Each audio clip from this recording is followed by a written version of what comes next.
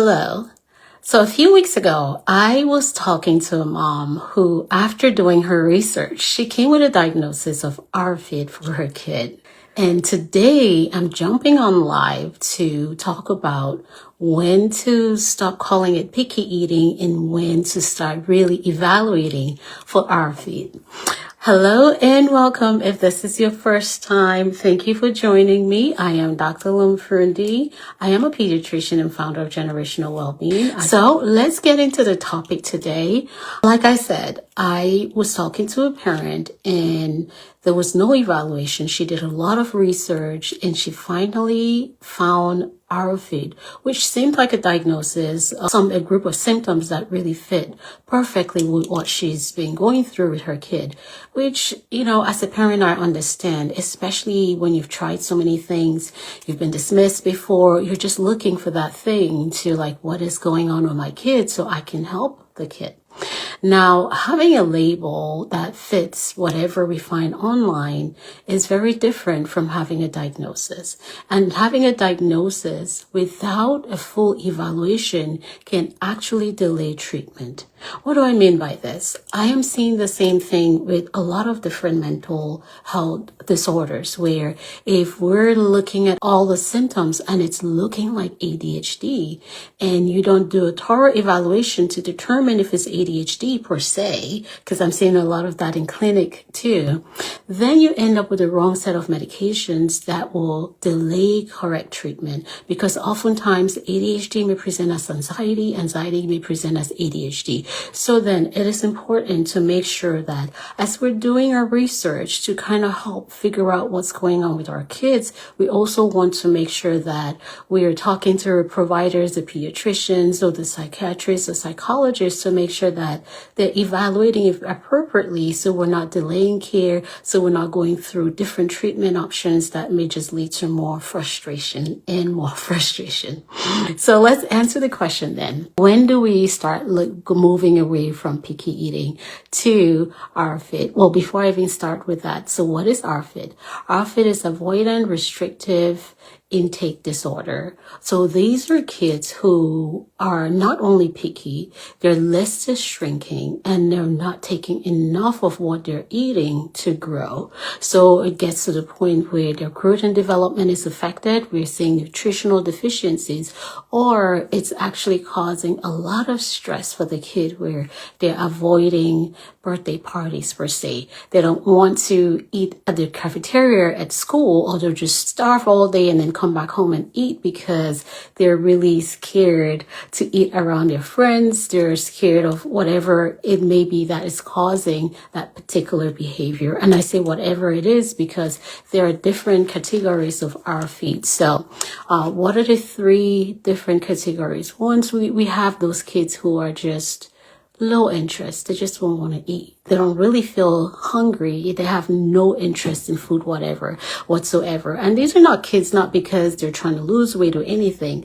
They legit have no drive to eat. Sometimes you start seeing those very early, those tiny babies who are just hard, like you have to wake them up, physically wake them up to eat. Sometimes that just continues on all the way through where they're always small to begin with and they start falling off the growth chart.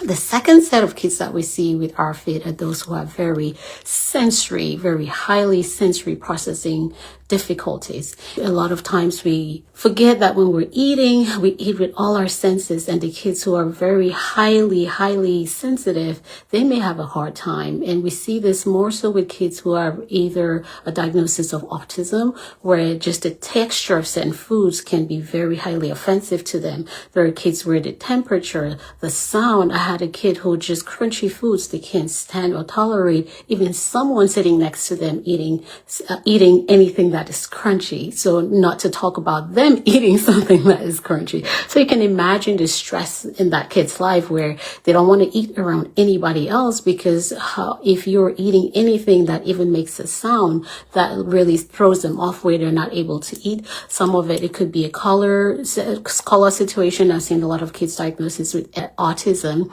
who would eat only like yellow or beige foods, same kind of thing. So sensory processing may be another reason why kids would end up with that diagnosis of ARFID. And then finally is the fear-based. So these were kids who either were eating very well and then suddenly something happens, whether it was a viral illness, they had abdominal pain, they had vomiting, or they choked on something where it is really fear-based. These kids are really legitimately afraid that they may choke and gag, afraid that they may vomit if they eat that stuff, or really afraid that something bad is really going to happen if they eat a particular kind of food. So as you can see that if you're not sure which way or what's really causing or what that underlying challenge is, it's hard for you to then help them out. Because if you have a kid who is highly sensory sensitive to things and you're putting that apple in front of them, like you gotta eat your apple, that kid is legit scared of eating that apple or may react in a very outrageous way where like, I just told them to eat an apple and they started crying because legit afraid of that apple because it is crunchy and that noise is really very overwhelming to them. So sometimes you see outburst that is just abnormal to the situation. I'm like, I only presented an apple. The kid burst out in tears because they're legit very overwhelmed with that crunchy feeling. So you want to have that full evaluation so that you can figure out what the underlying challenge is. And once you know what the underlying challenge is, you can start challenging that challenge and help your kids eat even enough to grow. So what are the things then do you start looking at for your kids? So I have this kid who's a picky eater. I've tried everything. They said they'll grow on, and you're looking at this kid like something is wrong. So the first thing we start doing in the pediatric office is to look at the growth chart. If the child starts falling off of the growth chart, not necessarily losing weight, because we still expect our kids to continue to gain weight every year. But if you have a kid who's just not gaining weight every year, they're the same weight as they were the last year and they're falling or crossing percentiles, that is the red flag. Or if you have a kid too, like I said, who is just very restrictive, they don't want to go to birthday parties, they don't want to eat at school, or they're really concerned about anything around foods, you may want to have them evaluated. On sometimes even with teenagers, we start seeing where because they're not getting enough nutrients to grow, they start having delayed puberty because their body is not getting the nutrients to develop and grow like it's supposed to. I've seen kids with delayed puberty, delayed growth and height. Puberty comes to that rapid growth phase, even with the heights where they have a short stature and they're losing height because they're not getting enough nutrients. So those are the red flags that may want you to talk to your pediatrician so that they can get you to a psychologist who's specialized in feeding disorder. Sometimes we see nutritional deficiencies too. So what's the difference now with picky eating and ARFID? Picky eating, yes, you have limited amounts of food, but you're eating enough to grow. You may have I don't like veggies or I eat carbs only, but you're eating enough to grow. Versus a kid with ARFID where the list is shrinking, but they're not eating enough nutrients of the things that they're eating to grow. So they start reducing weight, losing weight, or not growing. They have delayed puberty, delayed height, and sometimes nutritional deficiencies and just outrageous outbursts when it comes to eating. So as a parent, if you're looking at this or you're listening to this, then and you're like, what can I do while I wait for that evaluation from a psychologist or feeding therapy to figure out what's going on? Usually I said starting out with how much they're eating. So if you have a kid who's eating only 5 things or a handful of things, rather than forcing variety initially, you may want to start making sure they're eating enough of the things that they like eating, rotating the 5 things around and just making sure they're eating enough of that to help them grow, maybe your first step.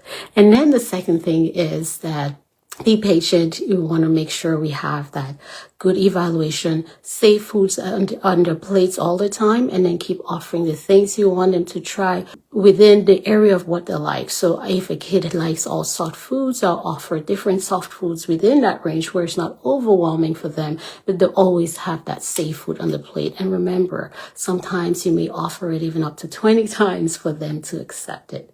And if you're resonating with this, I would love to invite you on Saturday, next Saturday, the 20th, where I have a workshop on what to feed them.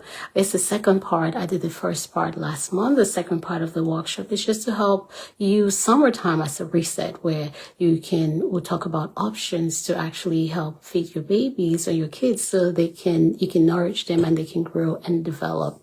Thank you for listening. Thank you for watching. I am Dr. Friendly.